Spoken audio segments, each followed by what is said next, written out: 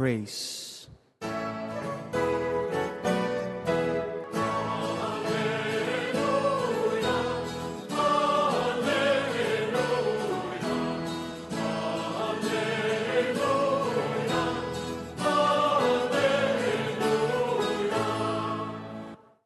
The kingdom of God is at hand.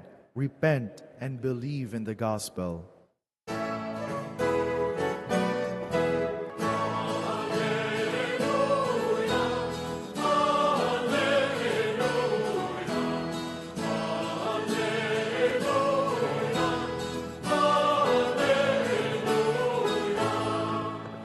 The Lord be with you. And with your spirit, A reading from the Holy Gospel according to Saint Mark.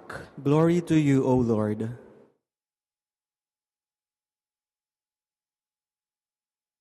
After John had been arrested, Jesus came to Galilee proclaiming the gospel of God. This is the time of fulfillment.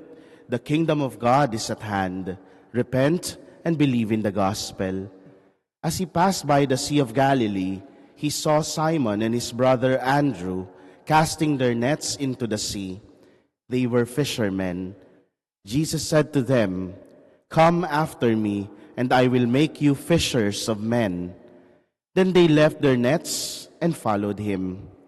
He walked along a little farther and saw James, the son of Zebedee, and his brother John. They too were in a boat mending their nets. Then he called them. So they left their father Zebedee in the boat, along with the hired men, and followed him. My dear friends, the gospel of the Lord. Praise to you, Lord Jesus Christ. Good evening, my dear brothers and sisters. Time flies. It was just yesterday when we officially ended the Christmas season and celebrated the baptism of the Lord. Hindi ba? Kanina nga narinig niyo yung announcement, no? Parang nanghihingi na po ng mga lumang palaspas. It's a signal na Lenten season naman ang susunod. But as Jesus started His ministry, His baptism yesterday we celebrated, it is a signal of the beginning of Jesus' ministry. And He delivered His first homily, repent and believe in the gospel. And after that, what happened? He chose the first apostles, which only reminds us that Jesus, in starting and doing His ministry of teaching, preaching, healing the sick, He did it not alone, but He called people who will help Him. Jesus did not start His mission alone, and He does not continue it alone. Jesus called not the exceptional and excellent people. He established His church and began His work of salvation and continues His work in the same way, calling who? Normal fishermen, folks like you and me. Hindi yung mga pinakamauhusay na may PhD o mga pinakadalubhasa, but He continues to call people, normal people like us, to become His apostles. And paano nga ba tumawag si Jesus? How does Jesus call His disciples? Si Jesus, napakasimpleng tumawag. Pinupuntahan niya kung nasaan ang mga apostol. Hindi siya nagsisend ng text blast o ng mga ads para sabihin, come, subukan ninyo maging disciples. Pero siya mismo ang pumupunta sa kanyang mga tinatawag. Saan siya pumunta this day? Sa dagat, sa lugar ng trabaho ng kanyang tatawaging mga apostol na sina Pedro at Andres na magkapatid at si Juan at si Santiago na magkapatid naman na anak ni Zebedeo. Simple lang yung nais sabihin sa atin, Jesus meets us where we are. Di ba? Hindi natin kailangan magpakalayo-layo, hindi natin kailangang bumili ng sarili nating mundo para matagpuan ng Diyos. Because God meets us where we are. Sa trabaho mo, sa bahay ninyo, sa kung ano man ang pinagkakaabalahan mo sa ngayon, Jesus meets us there.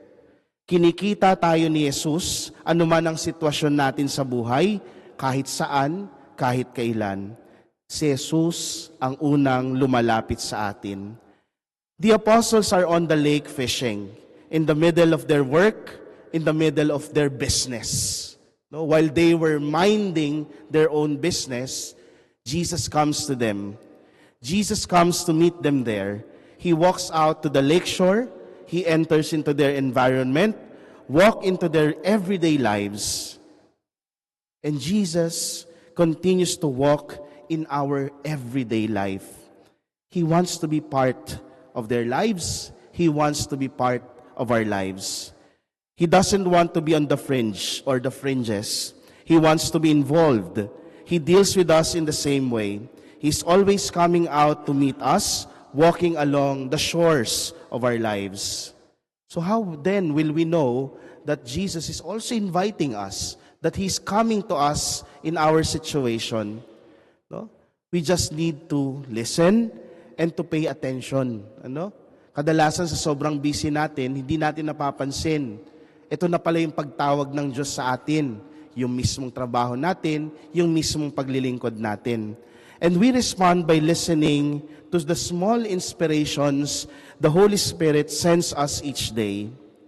And Jesus, as a response to that call, no, wants us to leave behind the boat that we love and the nets that we depend on.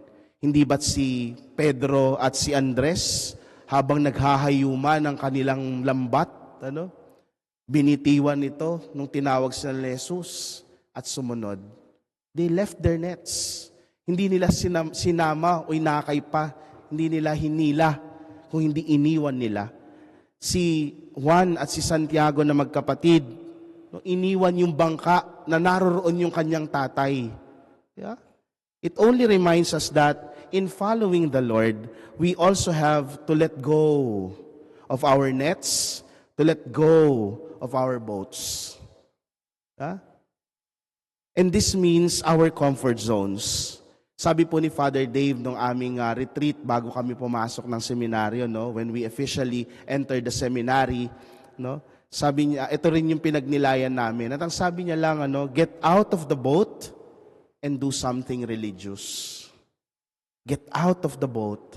Let go of your comfort zones. And sabi niya, hindi ko makakalimutan, and you will be surprised. You will see yourselves walking on the water of life with Jesus holding your hands.